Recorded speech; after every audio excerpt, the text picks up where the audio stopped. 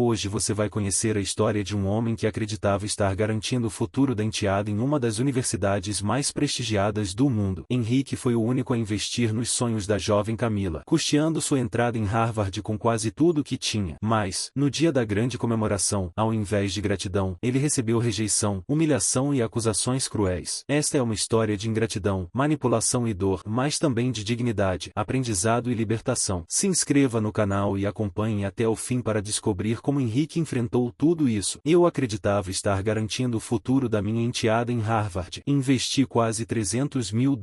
Fui o único a acreditar nos sonhos dela. Mas no dia em que a família inteira comemorava, Camila me olhou nos olhos e gritou que eu era apenas um intruso tentando comprar afeto. Naquele momento, percebi que todo o meu esforço tinha se transformado em humilhação. Tenho 34 anos, divorciado há 3 anos da minha ex-esposa, Mariana. Não tivemos filhos, e talvez isso tenha sido um alívio, considerando como aquele casamento terminou. Mariana tinha uma filha do primeiro relacionamento, Camila, que na época tinha 14 anos. Sempre a tratei como sobrinha, mesmo não sendo minha família de sangue. Quando me separei, achei que nunca mais teria qualquer vínculo com ela, mas, meses depois, foi a própria Camila quem me procurou. Ela sempre foi brilhante, com notas impecáveis e inteligência acima da média. Durante o casamento, eu a ajudava nos estudos, levava para competições acadêmicas, e aos poucos, me tornei a figura paterna que ela nunca teve. O pai biológico, Roberto, era quase sempre ausente. Quando Camila me procurou após o divórcio, disse que eu era o único adulto que realmente acreditava nela e apoiava seus sonhos. Foi então que ela confessou que iria se inscrever em Harvard. Suas notas e conquistas acadêmicas eram suficientes para tentar, mas a mãe passava por dificuldades financeiras, e o pai, como sempre, era um inútil em termos de apoio. Camila me perguntou se eu poderia ajudar com as taxas de inscrição e, se fosse aceita, com parte das mensalidades. Ela estava com medo de desistir do sonho por falta de dinheiro. Eu disse sim na mesma hora. Trabalho com consultoria em tecnologia, ganho bem e não tenho dependentes. Fizemos um plano e eu pagaria as inscrições, e caso fosse aceita, arcaria com a moradia e uma parte significativa das mensalidades. O valor total ao longo de 4 anos seria próximo de $280 mil.